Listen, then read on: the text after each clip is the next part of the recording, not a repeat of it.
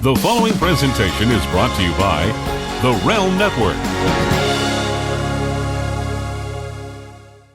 What is up, everybody? I'm back with your weekly Impact Wrestling review, and I think a lot of fans were expecting this to be a live show because the TNA tapings took place yesterday. But in fact, this was the show from the last set of tapings, so it wasn't that special. We did have a last knockout standing match, and the Hardys continued their expedition of gold, and then we had the TNA World Heavyweight Championship match between Lashley and Josh Barnett. So, you know, we had a few interesting things, but it wasn't all that. And the fact that we know a lot of spoilers, that because of course they've been circulating around the internet from last night.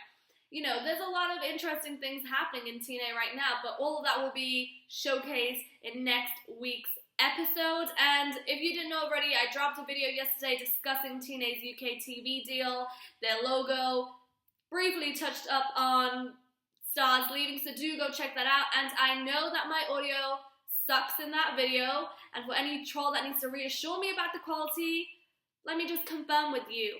I travel back and forth, and I don't pack my mic everywhere I go. You should try that sometime, though, instead of, sitting behind your laptop. Considering that I take the time out of my day to make a video for everyone, I think you should take what you get from me. But without further ado, let's get on with this week's Impact Wrestling review, and it kicks off with the last knockout standing match, Rosemary versus Jade for the Knockouts Championship.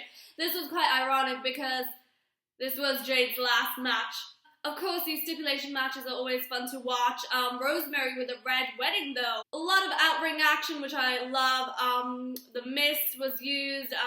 Jade goggled water, spat that out on Rosemary. Of course, Rosemary retained her championship. I'm just excited to see the Knockouts division just really improve, especially with the new management, which is pretty much the old team. Then we go backstage and Moose cuts a promo on Cody, says he's messing with the wrong guy. And then we see the Broken Hardys at their personal zoo. I would die for a personal zoo. I'm such an animal person, as you can see.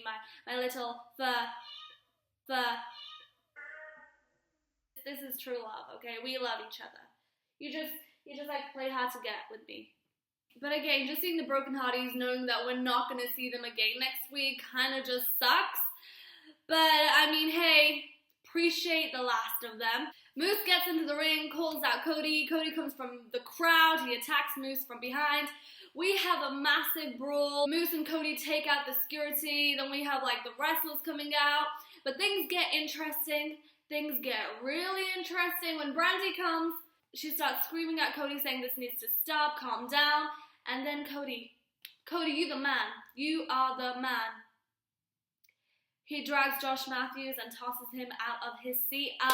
The crowd was wild. But then Cody grabs Brandy and they both leave. James Storm versus Jessie Godderz. Now, Jessie Godderz has defeated the other two members of DCC. Now it's time to play in the ring with James Storm, the man. Jessie Godderz with those drop kicks and the blockbuster, though. Kingston comes into this match and he interferes, he distracts the referee. I mean, this is the point where you're meant to disqualify James Storm, right? Jessie Godderz gets James Storm in the Adonis Crab. James Storm taps out, ref can't see him. Bram comes and hits Jessie with a chair. And of course, Storm follows up with a last call and wins. Trevor Lee versus Andrew Everett for the X Division Championship. Now, I feel like this is like a good storyline where they should take the time. I mean, their wrestling is definitely more powerful than their mic skills, but I mean, this is like, come on. You're selling this storyline as two brothers, two best friends who grew up training with each other. Now they've turned against each other. There's some emotion there, so build it up. I mean, we just got into a match. Either way, I shouldn't be complaining because these guys are so talented. I mean, I don't even know where to start from. Like Andrew Everett, flying left, right, center. I can't keep up with this guy. Pretty predictable that Shane Helms is going to distract the ref. But Andrew Everett attempts to do the shooting star. Trevor Lee kicks his knees up and then rolls him up and he retains his title. Back to the Broken Hardys. Brother Nero has a very powerful premonition that the Hardys will be outnumbered in the next match in the Expedition of Gold. Then they end up getting teleported to a flea market, or the Market of Fleas, with Senor Benjamin, Queen Rebecca, and King Maxwell. And then they try to look for the tag team champion. This match was filmed in the same style as last week's Mid-Atlantic Championship match and the match in Mexico. This was kind of like bittersweet because like Samuel Benjamin, you know, played a big part in this narrative by using the taser on the number one contenders so that the Broken Hardys could be the next number one contenders to fight for the tag team championship. But when we get into the match, the former number one contenders attack Brother Nero. They take him backstage. And then Samuel Benjamin and Brother Nero team up together and they use the fireworks. Come on, we gotta have some fireworks. Brother Nero comes back, Twist of Faith, and Swanton Bomb, and then they become the National Tag Team Champions. I don't even know what promotion this was. We go backstage and Drew Galloway approaches Moose and says that I'm gonna give you your shot today for the Impact Grand Championship. Drew Galloway says that he wants to make the Grand Championship bigger than any other title out there in the world. Good luck trying to do that, buddy. Then we see Mackenzie backstage and she bumps into Laurel. Well, she doesn't bump into Laurel because Laurel is a damsel in distress on the floor, still wearing the wedding dress. Hasn't changed since last week pretty much. Still drinking that champagne. I mean, girl, haven't you finished that bottle yet though? She's crying her eyes out. Says that daddy has spent too much money on this wedding and everything came from Italy. What bothered me about this week's show is that we didn't really have much of a follow-up from last week's show.